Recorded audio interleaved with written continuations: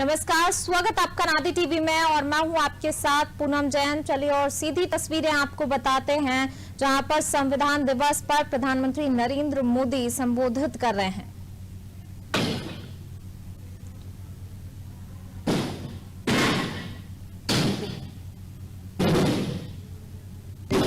सभा में मौजूद सभी माननीय विशिष्टजनों को सादर नमस्कार। 26 नवंबर 1949 ईस्वी मिति माघशीर्ष शुक्ल सप्तमी संवत 2006 विक्रमी को एतद द्वारा संविधान को अंगीकृत, अधिनियमित और आत्मार्पित किया गया। भारत का संविधान दुनिया का सबसे बड़ा लिखित संविधान है, जिसका निर्माण 2 साल 11 महीने और 18 दिनों में हुआ। संविधान के पहले ही पृष्ठ पे लिखा है, इंडिया दैट इज भारत। यह प्रतीक है सभ्यता के सातत्य का, परंपरा की जुड़ती कड़ियों का और जड़ों से जुड़ने का। और हम सभी के लिए बड़े हर्ष और गर्व की बात है कि इस वर्ष देश संविधान के अंगीकार किए जाने की 72वीं वर्षगांठ मना रहा है। और इस कार्यक्रम को शुभारंभ करने के लिए मैं अनुरोध करती हूं माननीय संसदीय कार्य मंत्री जी से कि वे स्वागत भाषण प्रस्तुत करें।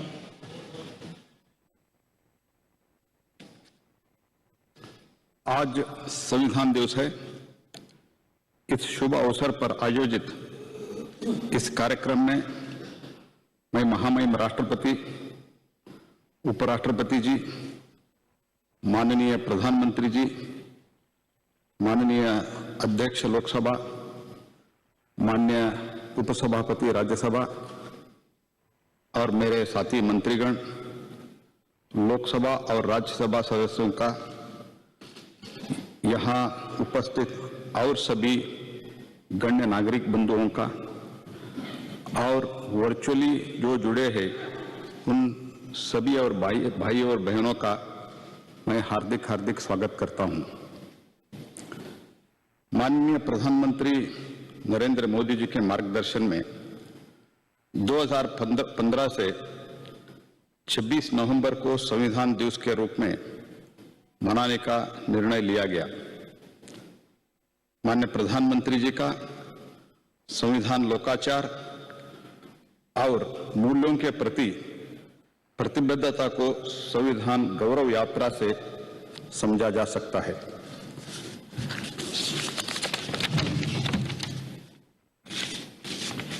जो उनके द्वारा 2010 में गुजरात राज्य में मुख्यमंत्री के रूप में की गई थी। हम 26 नवंबर के महत्व को बहुत अच्छे से समझते हैं, क्योंकि वर्ष 1949 में इस दिन हम भारत के लोगों ने अपनी संविधान सभा के माध्यम से भारत के संविधान के रूप में जाने वाले ये पवित्र ग्रंथ, यह महान दस्तावेज आत्मार्पित किया था। हम ये भी जानते हैं संविधान एक मूलभूत और गतिशील पवित्र ग्रंथ और दस्तावेज है, जो राज्य के नीति निर्देशक सिद्धांतों की मौलिक अधिकार और सबसे महत्वपूर्ण मौलिक कर्तव्य के माध्यम से देश का शासन व्यवस्था चलाता है और जीवन के सभी क्षेत्रों में विकास के पथ पर अग्रसित करता है। यह सर्वविदित है कि हम प्रत्येक अपने मौलिक कर्तव्यों का निष्ठापूर्वक पालन करता है तो मौलिक अधिकारों का कोई मांग नहीं होगी, क्योंकि वे एक दूसरे के पूरक है। आज पूरा देश और दुनिया भर सभी भारतीय माननीय राष्ट्रपति के भाषण के समापन के बाद संविधान की प्रस्तावना को पढ़ने में शामिल होंगे। आजादी के अमृत महोत्सव के इस शुभ संदर्भ में संसदीय कार्य मंत्रालय में 2 पोर्टल विकसित किया है। पहला 23 भाषाओं में 22 राजभाषा और अंग्रेजी में संविधान की प्रस्तावना के ऑनलाइन वाचन और दूसरा संविधान लोकतंत्र पर ऑनलाइन प्रश्नोत्तरी क्विज, जिसमें कोई भी कहीं से भाग ले सकता है और ऑनलाइन प्रमाण पत्र प्राप्त कर सकता है। अपनी बात समाप्त करने से पहले मैं पुनः इस भव्य अवसर पर यहाँ उपस्थित सभी लोगों को, ऑनलाइन से जुड़े हुए सभी भाई और बहनों को और माननीय राष्ट्रपति जी, उपराष्ट्रपति जी, माननीय लोकसभा स्पीकर और डिप्टी चेयरमैन को स्वागत करते हुए फिर से आपको सब स्वागत करते हुए मेरा वाणी को विराम देता हूं। धन्यवाद। धन्यवाद माननीय संसदीय कार्य मंत्री जी। अब मैं अनुरोध करती हूं माननीय लोकसभा अध्यक्ष श्री ओम बिरला जी से कि वे सभा में मौजूद सभी विशिष्ट अतिथियों को संबोधित करें। सभी देशवासियों को संविधान दिवस की हार्दिक शुभकामनाएं। 72 वर्ष पहले आज के दिन हमारे संविधान का अंगीकरण हुआ था और हमारे देश ने शांति, प्रगति और समानता के संकल्प के साथ अपनी विकास यात्रा शुरू की थी। संविधान हमारी सांस्कृतिक विरासत, शासक मूल्यों एवं आदर्शों का पवित्र ग्रंथ है। ये हमारे अधिकारों का स्रोत है जो हमारे दायित्वों का बोध भी कराता है। संविधान एक भावना है जो हमें जोड़ने की ताकत देती है। संविधान जनता के आशाओं, अपेक्षाओं और उम्मीदों को पूर्ण करने का मार्ग भी दिखाता है। हमारा संविधान देश की एकता और अखंडता एवं नागरिकों की डिग्निटी, इन मूल मंत्रों को साकार करता है। इन्हें अक्षुण्ण रखना हमारा नैतिक दायित्व है। ये ग्रंथ मात्र कानूनी मार्गदर्शन की व्यवस्था तक सीमित नहीं है, ये बल्कि सामाजिक आर्थिक परिवर्तन का दस्तावेज भी है। ऐसे अद्भुत संविधान के निर्माण करने वाले हमारे महान संविधान मनुष्यों को मैं नमन करता हूं। हमारा संविधान आधुनिक गीता की तरह है जो हमें निरंतर कार्य करने की प्रेरणा देता है और राष्ट्र के प्रति अपने कर्तव्यों को बोध भी कराता है। यदि हम सब जनप्रतिनिधि, नागरिक, सभी संस्थाएं अपने कर्तव्यों को सामूहिकता के साथ पूरा करने का संकल्प लें तो प्रत्येक देशवासी के जीवन को बेहतर बनाते हुए एक भारत श्रेष्ठ भारत को साकार कर सकते हैं।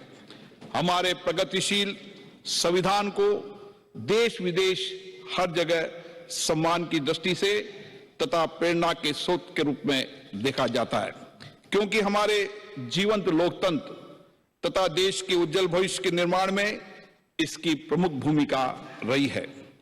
हमारे संविधान ने नागरिकों के लिए न्याय, स्वतंत्रता एवं समानता के मौलिक अधिकारों की व्यवस्था की है, पर आज अवसर है कि हम संविधान दिवस के दिन अपने कर्तव्यों पर भी विचार करें, मंथन करें। संसद में हम देश की 135 करोड़ जनता का प्रतिनिधित्व करते हैं। संसद के अंदर जनता की समस्याओं और अभावों पर होने वाली चर्चा, संवाद, चिंतन, मनन से जो अमृत निकलेगा उससे आम जन के जीवन को सार्थक बदलाव लाया जा सकता है। जनप्रतिनिधि होने के नाते हमारा ये दायित्व बनता है कि हम अपनी लोकतांत्रिक संस्थाओं में मर्यादित और गरिमापूर्ण आचरण करें।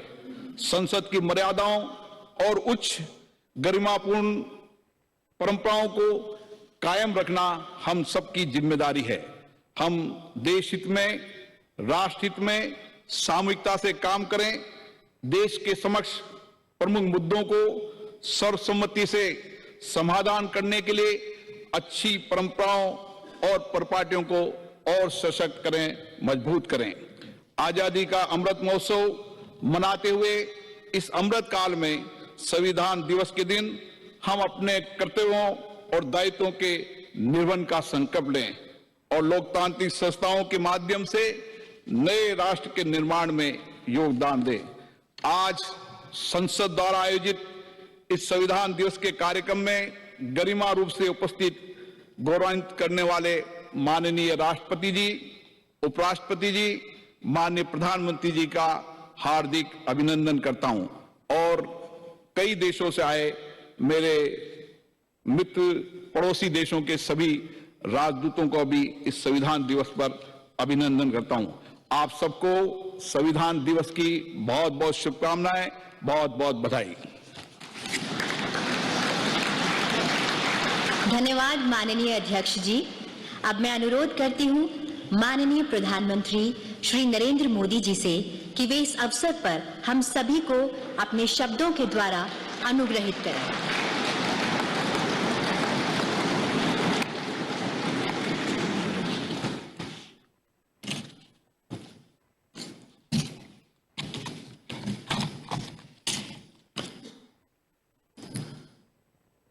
आदरणीय राष्ट्रपति जी,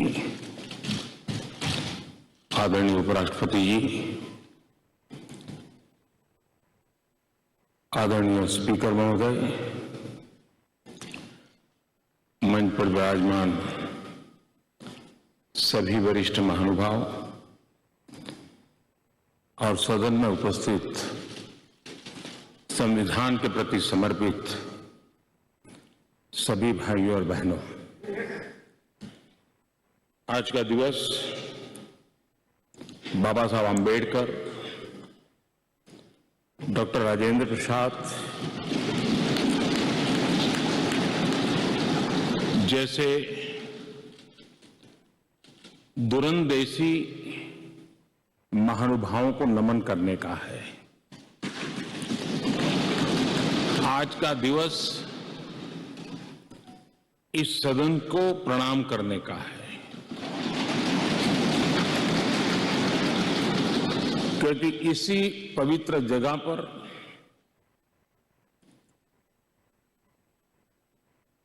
महीनों तक भारत के विद्वज्जनों ने, एक्टिविस्टों ने देश के उज्जवल भविष्य के लिए व्यवस्थाओं को निर्धारित करने के लिए मंथन किया था और उसमें से संविधान रूपी अमृत हमें प्राप्त हुआ है, जिसने आजादी के इतने लंबे कालखंड के बाद हमें यहां पहुंचाया है। आज पूज्य बापू को भी नमन करना है। आजादी की जंग में जिन जिन लोगों ने अपना बलिदान दिया, अपना जीवन खपाया, उन सबको भी नमन करने का यह अवसर है। आज 26/11 हमारे लिए एक ऐसा दुखद दिवस, जब देश के दुश्मनों ने देश के भीतर आकर के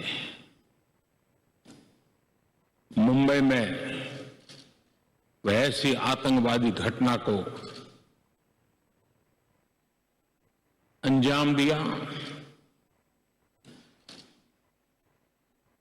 भारत के संविधान में सूचित देश के सामान्य मानवीय की रक्षा की जिम्मेवारी के तहत अनेक हमारे वीर जवानों ने उन आतंकवादियों से लोहा लेते लेते अपने आप को समर्पित कर दिया, सर्वोच्च बलिदान दिया। मैं आज 26/11 को उन सभी बलिदानियों को भी आदरपूर्वक नमन करता हूं।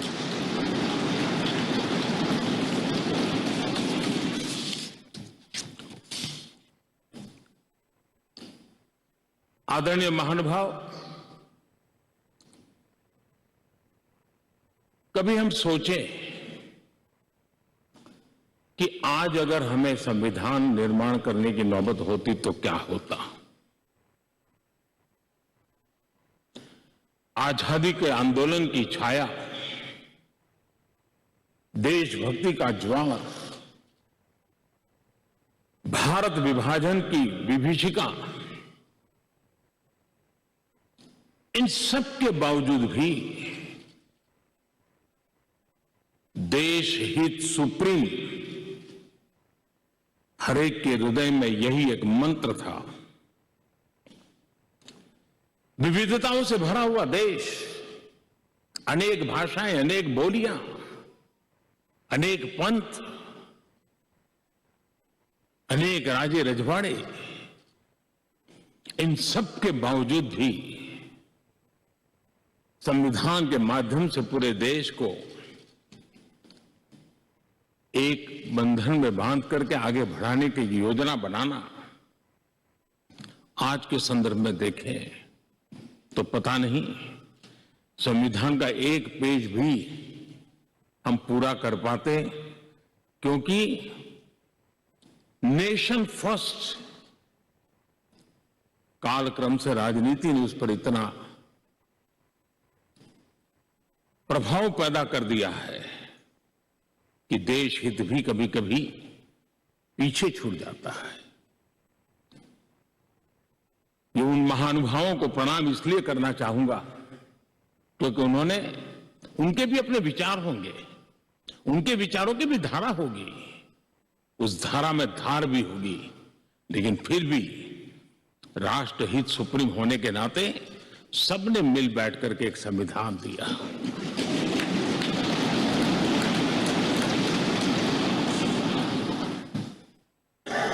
साथियों, हमारा संविधान ये सिर्फ अनेक धाराओं का संग्रह नहीं है। हमारा संविधान सहस्त्रों वर्ष की भारत की महान परंपरा, अखंड धारा, उस धारा की आधुनिक अभिव्यक्ति है।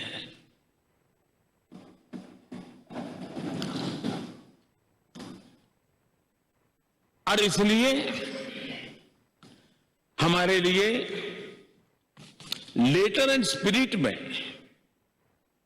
संविधान के प्रति समर्पण, और जब हम इस संवैधानिक व्यवस्था से जनप्रतिनिधि के रूप में ग्राम पंचायत से लेकर के संसद तक जो भी दायित्व निभाते हैं, हमें संविधान के लेटर एंड स्पिरिट को समर्पित भाव से ही हमें अपने आप को हमेशा सज्ज रखना होगा। अब जब ये करते हैं तो संविधान की भावनाओं को कहां चोट पहुंच रही है उसको भी हम नजरअंदाज नहीं कर सकते हैं। और इसलिए इस संविधान दिवस को हमें इसलिए भी मनाना चाहिए कि हम जो कुछ भी कर रहे हैं वो संविधान के प्रकाश में सही है कि गलत है, हमारा रास्ता सही है कि गलत है। हर वर्ष संविधान दिवस बनाकर के हमने अपने आप को मूल्यांकन करना चाहिए। अच्छा होता देश आजाद होने के बाद 26 जनवरी प्रजासत्ताक पर्व की शुरुआत होने के बाद हमें 26 नवंबर को संविधान दिवस के रूप में देश में मनाने की परंपरा बनानी चाहिए थी, ताकि उसके कारण हमारी पीढ़ी दर पीढ़ी संविधान बना कैसे, कौन लोग थे इसको बनाते थे, किस परिस्थितियों में बना, क्यों बना, हमें संविधान कहां ले जाता है, कैसे ले जाता है, किसके लिए ले जाता है, इन सारी बातों की हर वर्ष अगर चर्चा होती है तो संविधान जिसको दुनिया ने एक जीवंत इकाई के रूप में माना है, एक सामाजिक दस्तावेज के रूप में माना है, विविधता भरे देश के लिए ये एक बहुत बड़ी ताकत के रूप में पीढ़ी दर पीढ़ी अवसर के रूप में काम आता। लेकिन कुछ लोग इसे चूक गए। लेकिन जब बाबा साहब आंबेडकर के 125वीं जयंती थी हम सबको लगा कि इससे बड़ा पवित्र अवसर क्या हो सकता है कि बाबा साहब आंबेडकर ने इस देश को जो बहुत बड़ा नजराना दिया है, उसको हम हमेशा हमेशा के लिए स्मृति ग्रंथ के रूप में याद करते रहें। और इसी में से, और मुझे याद है जब सदन में इस विषय पर मैं बोल रहा था 2015 में बाबा साहब आंबेडकर की 150वीं जयंती के निमित्त इस काम की घोषणा करते समय, तब भी विरोध आज नहीं हो रहा है, उस दिन भी हुआ था कि 26 नवंबर कहां से ले आए, क्यों कर रहे हो, क्या जरूरत थी। बाबा साहब आंबेडकर का नाम हो और आपके मन में ये भाव उठे, ये देश अब सुनने के लिए तैयार नहीं है।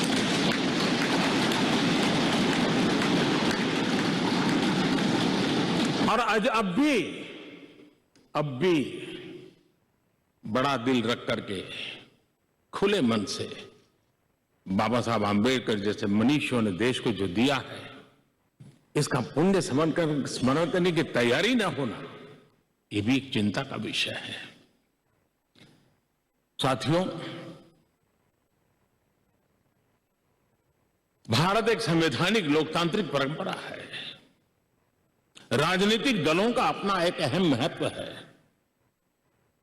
और राजनीतिक दल भी हमारे संविधान की भावनाओं को जन जन तक पहुंचाने का एक प्रमुख माध्यम है। लेकिन संविधान की भावना को भी चोट पहुंची है। संविधान के एक एक धारा को भी चोट पहुंची है जब राजनीतिक दल अपने आप में अपना लोकतांत्रिक कैरेक्टर खो देते हैं। जो दल स्वयं लोकतांत्रिक कैरेक्टर खो चुके हो, वो लोकतंत्र की रक्षा कैसे कर सकते हैं।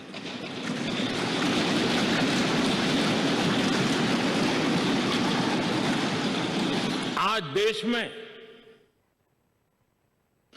कश्मीर से कन्याकुमारी, हिंदुस्तान के हर कोने में जाइए,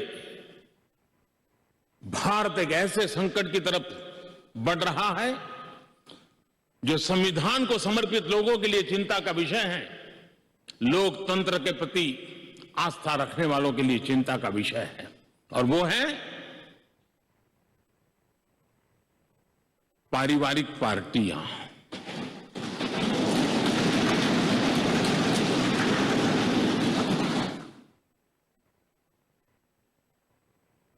राजनीतिक दल, party for the family, party by the family,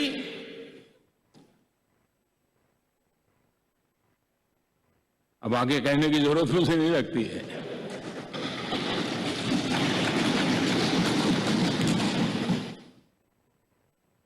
Kashmir से कन्याकुमारी हरी राजनीतिक दलों की तरफ देखिए, ये लोकतंत्र की भावना के खिलाफ है।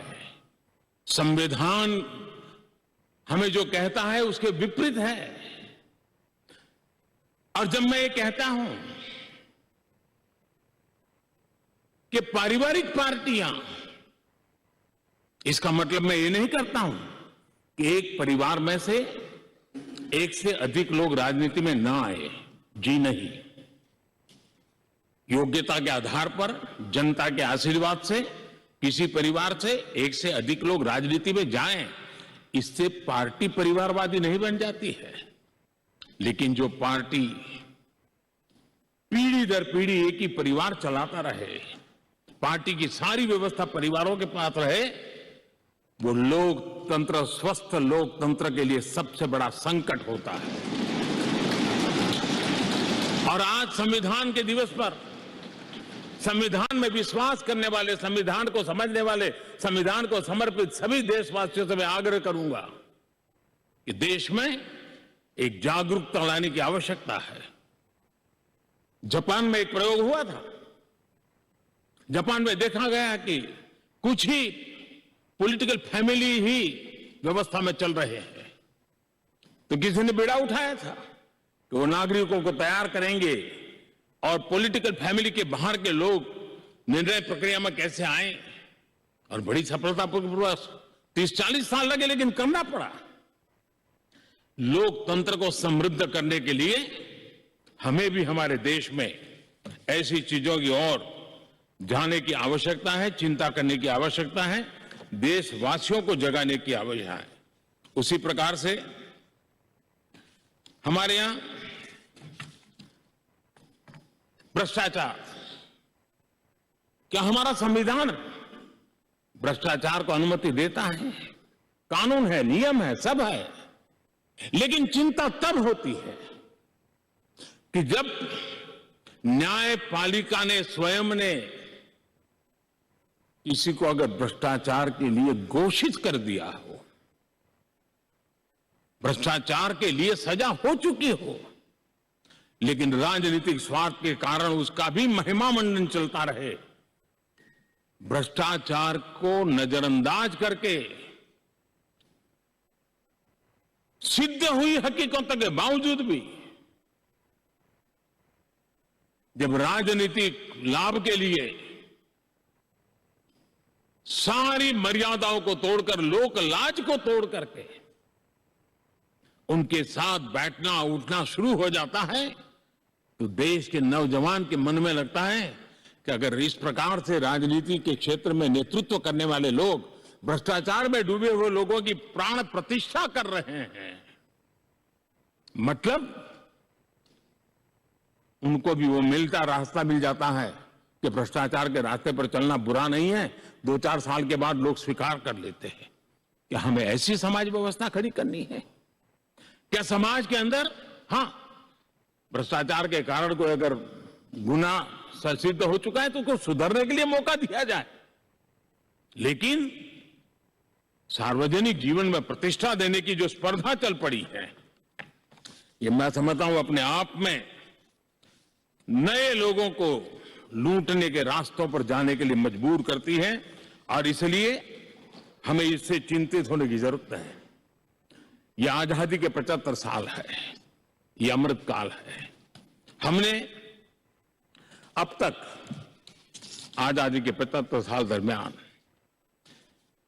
देश जिस स्थिति से गुजरा था, अंग्रेज भारत के नागरिकों के अधिकारों को कुचलने पर लगे हुए थे, और उसके कारण हिंदुस्तान के नागरिकों को उसके अधिकार मिले, इसके लिए लड़ना बहुत स्वाभाविक था और जरूरी भी था। महात्मा गांधी समेत हर कोई भारत के नागरिकों को उनके अधिकार मिले, इसलिए वो लड़ते रहे, ये बहुत स्वाभाविक है। लेकिन ये भी सही है कि महात्मा गांधी ने आजादी के आंदोलन में भी अधिकारों के लिए लड़ते लड़ते भी देश को कर्तव्य के लिए तैयार करने के लिए लगातार कोशिश की थी। उन्होंने भारत के नागरिकों में उस बीज को बोने की लगातार कोशिश की थी कि सफाई करो, प्रौढ़ शिक्षा करो, नारी सम्मान करो, नारी गौरव करो, नारी को एम्पावर करो, खादी पहनो, स्वदेशी का विचार, आत्मनिर्भर भारत का विचार, कर्तव्यों की तरफ महात्मा गांधी लगातार देश को तैयार करते रहे। लेकिन आजादी के बाद महात्मा गांधी ने जो कर्तव्य के बीज बोए थे, वो आजादी के बाद वटवृक्ष बन जाने चाहिए थे, लेकिन दुर्भाग्य से शासन व्यवस्था ऐसी बनी कि उसने अधिकार अधिकार अधिकार के ही बातें करके लोगों को एक ऐसी अवस्था में रखा कि हम हैं तो आपके अधिकार पूरे होंगे। अच्छा होता देश आजाद होने के बाद कर्तव्य पर बल दिया गया होता तो अधिकारों की अपने आप रक्षा होती।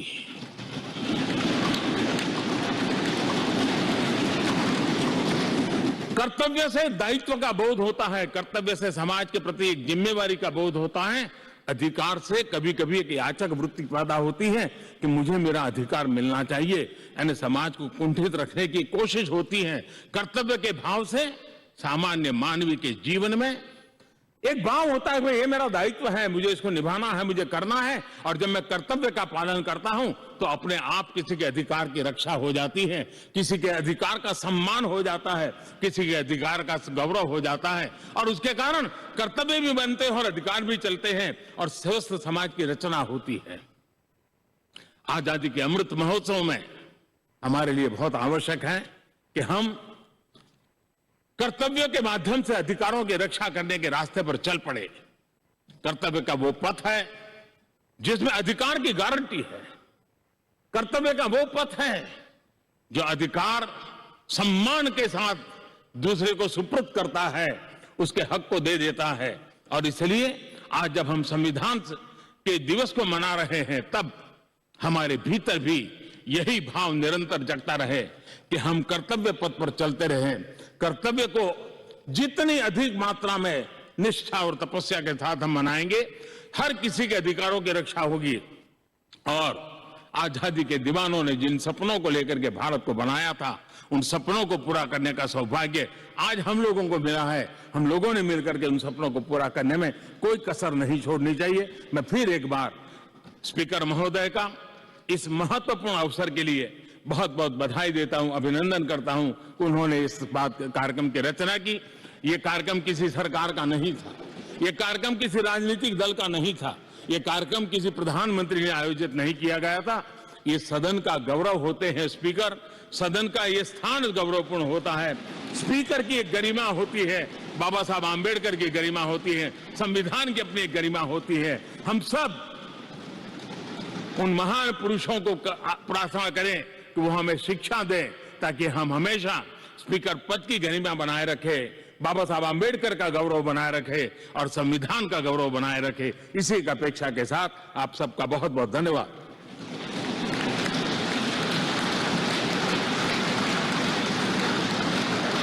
धन्यवाद माननीय प्रधानमंत्री जी। अब मैं आग्रह करती हूँ माननीय उपराष्ट्रपति जी एवं राज्यसभा के सभापति श्री एम वेंकैया नायडू जी से कि वे विशिष्ट सभा को संबोधित करें।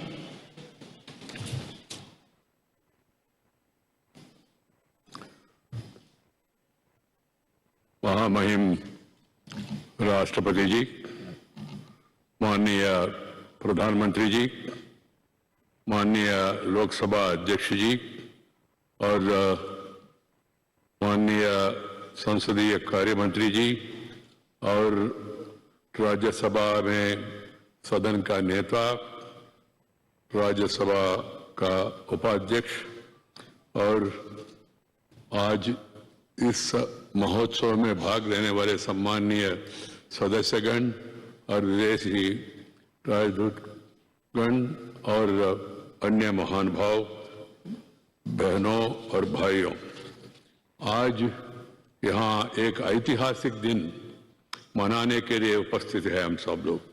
वही दिन जब 1949 में संविधान सभा द्वारा भारत के संविधान को अंगीकार किया था।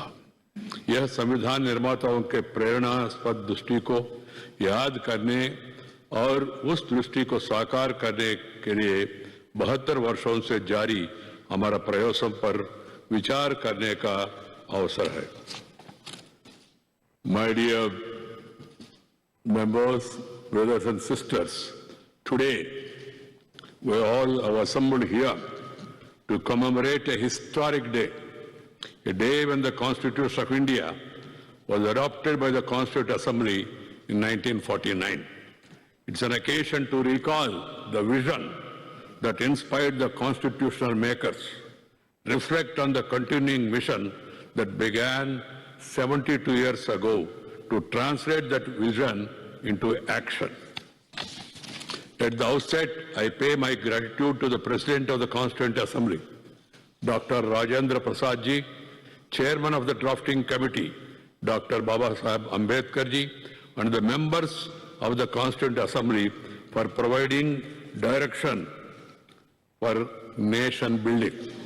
Their overreaching framework continues to guide us in the collective endeavor of our nation to scale new heights amidst the contemporary national and international challenges. Our Constitution, in essence, It is a statement of values, ideas, ideals, seeking to ensure justice, liberty, and equality for all in the true spirit of fraternity, and is a guide to peaceful democratic transformation, enabling the people to fulfill their aspirations. Our Constitution is marked by innovative borrowing from various sources and selective adoption, integrating the long-held indigenous values and Western concepts also. It exemplifies the essential Indian worldview that believes in welcoming noble thoughts